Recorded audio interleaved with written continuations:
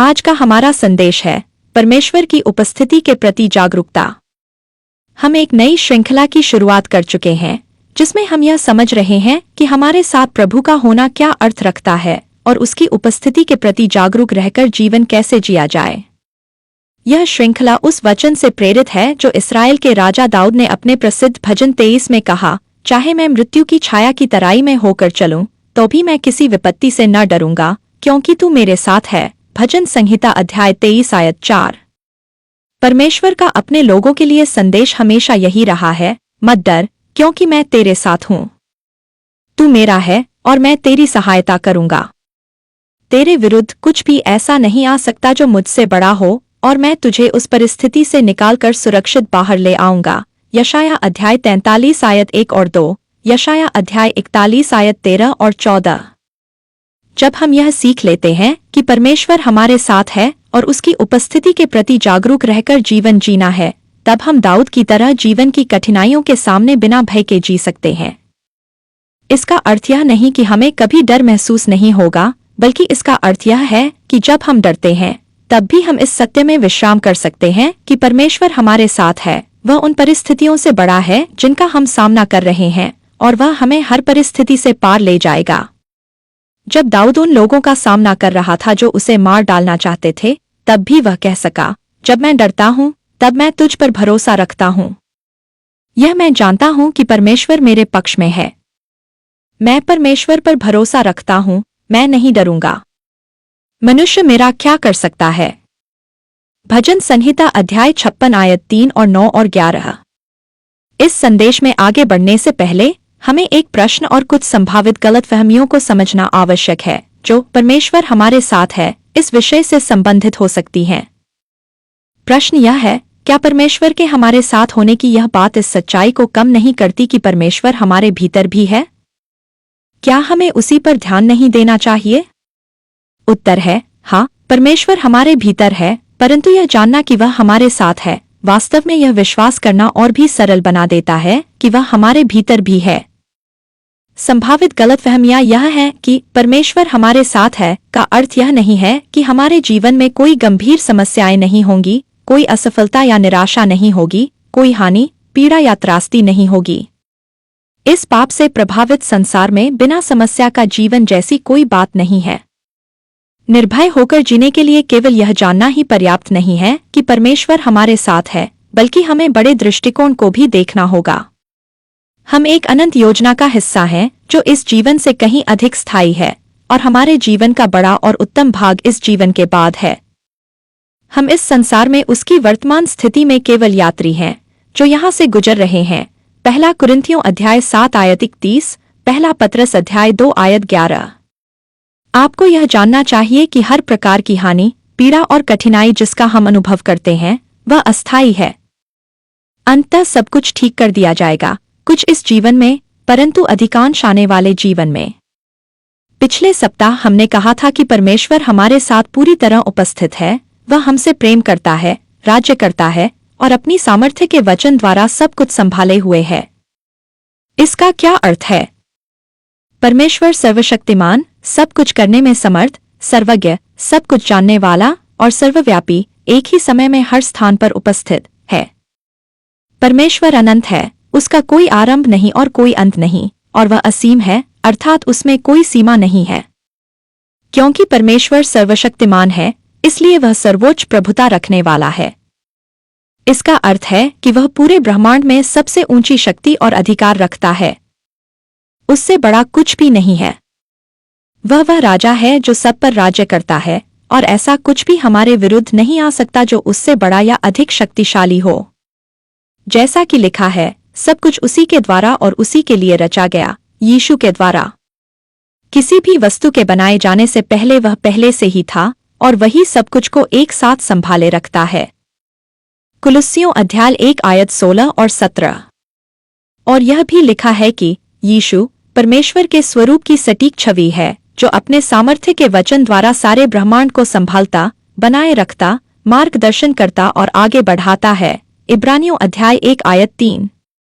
क्योंकि परमेश्वर सर्वज्ञ है, इसलिए कोई भी बात उसे अचानक नहीं चौंकाती। ऐसा कुछ भी नहीं होता जिसके लिए उसके पास पहले से कोई योजना न हो, जिससे वह उसे अपने उद्देश्य, अपनी महिमा और हमारे भले के लिए काम में ला सके। इफिसियों अध्याय 1 आयत 11, रोमियो अध्याय 8 आयत 28।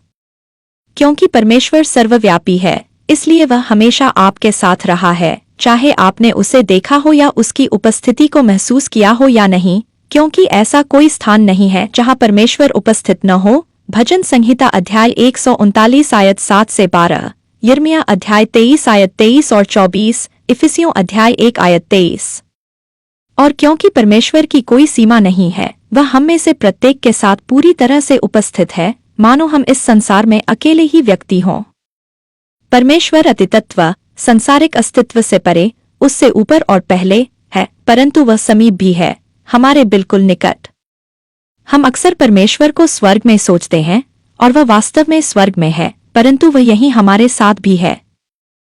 परमेश्वर के स्वर्ग में होने के संदर्भ उसकी महानता को दर्शाते हैं, और यह सत्य प्रकट करते हैं कि वही अकेला परमेश्वर है और सबसे ऊपर है। व्यवस्था विवरण अध्याय 4 आयत 39, यहोशू अध्याय 2 आयत 11, दूसरा इतिहास अध्याय 20 आयत 6। परमेश्वर केवल हमारे साथ उपस्थित होकर सर्वोच्च शक्ति के रूप में राज्य ही नहीं करता, बल्कि वह हमसे प्रेम करते हुए भी राज्य करता है। परमेश्वर कुछ भी ऐसा नहीं कर सकता जो प्रेम से अलग हो, क्योंकि वह स्वयं प्रेम है। पहला यूहन्ना अध्याय 4 आयत 8। वह हमेशा आपके साथ है क्योंकि वह सर्वव्यापी है। वह हमेशा आपकी सहायता के लिए आपके साथ है क्योंकि वह आपसे प्रेम करता है। परमेश्वर उन प्राणियों से प्रेम करता है जिन्हें उसने बनाया है, और वह उनके सर्वोच्च भले की इच्छा रखता है। सर्वशक्तिमान परमेश्वर संबंध रखने वाला है। उसने मनुष्यों को अपने साथ संबंध के लिए बनाया। जब परमेश्वर ने आदम को बनाया, तब उसने एक पुत्र और आदम में पुत्रों की एक जाति बनाई। परमेश्वर ने आपको अस्तित्व में इसलिए लाया क्योंकि वह आपको प्रेम के उद्देश्य के लिए चाहता था, एक प्रेमपूर्ण संबंध के लिए। उत्पत्ति अध्याय 1 आयत 26 और 27, लूका अध्याय 3 आयत 38, इफिसियों अध्याय 1 आयत 4 और 5। परमेश्वर ने मनुष्य को अपने समान, जितना एक श्रेष्ठ प्राणी अपने सृष्टिकर्ता के समान हो सकता है, उतना बनाया, ताकि आपसी संबंध संभव हो सके। जैसा लिखा है, इस प्रकार परमेश्वर ने मनुष्य को अपनी ही छवि में उत्पन्न किया, उसने उन्हें अपने स्वरूप के अनुसार बनाया, नर और नारी के रूप में उसने उन्हें रचा। उत्पत्ति अध्याय 1 आयत 27। हम बाइबल के आरंभ से अंत तक उस संबंध की झलक देखते हैं जिसे परमेश्वर हमारे साथ रखना चाहता है। पुराने नियम में अब्राहम को परमेश्वर का मित्र कहा गया, दूसरा इतिहास अध्याय 20 आयत 7, और हमें बताया गया है कि यहोवा मूसा से आमने सामने बात करता था, जैसे कोई मनुष्य अपने मित्र से बात करता है। निर्गमन अध्याय 33 आयत 11। नए नियम में यीशु ने पुरुषों और स्त्रियों से कहा कि वे परमेश्वर के पास अपने पिता के रूप में जाएं, और उसने यह भी कहा कि यदि तुम मेरी आज्ञाओं का पालन करते हो तो तुम मेरे मित्र हो। मत्ती अध्याय 6 आयत 9 से 13, मत्ती अध्याय 6 आयत 25 और 26, यूहन्ना अध्याय 15 आयत 14। परमेश्वर ने हमें इस प्रकार बनाया है कि हम उसे अपने प्रभु और स्वामी के रूप में भी जान सकें, और अपने पिता और मित्र के रूप में भी। दोनों संबंध अत्यंत महत्वपूर्ण हैं, और दोनों को विकसित किया जाना चाहिए। आप किसी के साथ संबंध को इस प्रकार विकसित करते हैं कि आप उसे जानने लगते हैं और उसके साथ समय बिताते हैं। जैसे जैसे आप किसी को संबंध के स्तर पर जानने लगते हैं, वैसे वैसे आप उसके प्रति एक जागरूकता विकसित करते हैं। आपके जीवन में उसकी जगह और आपके जीवन पर उसके प्रभाव की समझ पड़ती है। दाऊद ने परमेश्वर के अपने साथ होने की जागरूकता के साथ जीवन जिया। यह कोई अलौकिक अनुभव या ऐसी प्रकट घटना नहीं थी जिसे वह देख या महसूस कर सकता था। यह एक ऐसी जागरूकता थी जो परमेश्वर के साथ समय बिताने, उसे जानने, उसके विषय में सोचने, उससे और उसके बारे में बात करने से उत्पन्न हुई थी। इस जागरूकता ने दाऊद के सोचने और व्यवहार करने के तरीके को प्रभावित किया। इसके बारे में हम आगे और समझेंगे। बहुत कम मसीही ऐसे हैं जो परमेश्वर के अपने साथ होने की वैसी जागरूकता के साथ जीवन जीते हैं जैसा दाऊद ने जिया। यहाँ दो प्रश्न उठते हैं जिन्हें हमें समझना आवश्यक है। हम परमेश्वर के हमारे साथ होने के प्रति अनजान क्यों रहते हैं? और हम परमेश्वर के हमारे साथ होने के प्रति जागरूक कैसे बने? पहले प्रश्न का एक उत्तर यह है कि हम अक्सर परमेश्वर को अपने से बहुत दूर मानते हैं, क्योंकि वह स्वर्ग में है और हम यहाँ पृथ्वी पर हैं। यही कारण है कि हम इस बात पर जोर दे रहे हैं और बार बार कह रहे हैं कि परमेश्वर सर्वव्यापी है, अर्थात वह एक ही समय में हर स्थान पर उपस्थित है। आप कभी भी परमेश्वर की उपस्थिति से बाहर नहीं होते, चाहे आप कोई भी हो या कुछ भी करते हो। इसके साथ यह भी जुड़ा है कि हम परमेश्वर को न देख सकते हैं और न ही महसूस कर सकते हैं, या फिर हम उसकी उपस्थिति को केवल रोमांचक अनुभवों या भावनाओं से जोड़ देते हैं, जैसे कि रोंगटे खड़े हो जाना या किसी उत्साहपूर्ण आराधना सभा का अनुभव। फिर जब हमें ऐसा अनुभव नहीं होता और हम अच्छा महसूस नहीं करते, तो हम यह मान लेते हैं कि परमेश्वर हमारे साथ नहीं है। इसके अतिरिक्त हम में से बहुत से लोग परमेश्वर की हमारे साथ उपस्थिति, उसके हमारे प्रति रुचि और उसकी चिंता के बारे में संदेह रखते हैं, क्योंकि हम अपनी असफलताओं और कमियों को जानते हैं। इसी कारण हम बार बार इस बात पर ध्यान दे रहे हैं कि परमेश्वर कौन है और हम उसके साथ अपने संबंध में कौन हैं। आप कभी भी परमेश्वर की सृष्टि होना बंद नहीं कर सकते। आप कभी भी उस अस्तित्व से अलग नहीं हो सकते जो परमेश्वर की छवि में बनाया गया है। आप परमेश्वर के हैं, क्योंकि उसने आपको बनाया है और क्योंकि उसने आपको यीशु की मृत्यु के द्वारा पाप से छुड़ाया है। हाँ, हम पतित हैं। हाँ, आप और मैं पाप के दलदल में चले गए, अपने सृष्टिकर्ता से भटक गए और हमने अपने आप वापस लौटने की सामर्थ्य खो दी। परंतु यीशु, जो देहधारी परमेश्वर है, अपने खोए हुए परिवार को खोजने और बचाने के लिए आया। यीशु की क्रूस पर मृत्यु के कारण हम छुटकारा पा सकते हैं, अर्थात उसके प्रति विश्वास के द्वारा पाप के दोष और सामर्थ्य से मुक्त हो सकते हैं और उस संबंध में लौट सकते हैं जिसके लिए हमें बनाया गया था। हम उस भ्रष्टता से शुद्ध किए जा सकते हैं जो हमें वैसे जीवन जीने से रोकती है जैसा हमें बनाया गया था। इस महत्वपूर्ण बात पर ध्यान दें, यह तथ्य कि हम परमेश्वर के हमारे साथ होने की जागरूकता में नहीं जीते, इसका अर्थ यह नहीं है कि हमारे भीतर कुछ गलत है या कि परमेश्वर में हमारा विश्वास सच्चा नहीं है। परमेश्वर अदृश्य है, अर्थात वह हमारी शारीरिक इंद्रियों की पहुंच से परे है। जब तक वह स्वयं को हमारे सामने दृश्य या स्पर्श योग्य रूप में प्रकट नहीं करता या हमारी आंखों को खोलकर हमें अदृश्य को देखने योग्य नहीं बनाता, तब तक हमें विश्वास करना होता है कि वह हमारे साथ है। यही विश्वास है, किसी ऐसे पर भरोसा करना जिसे हम देख नहीं सकते।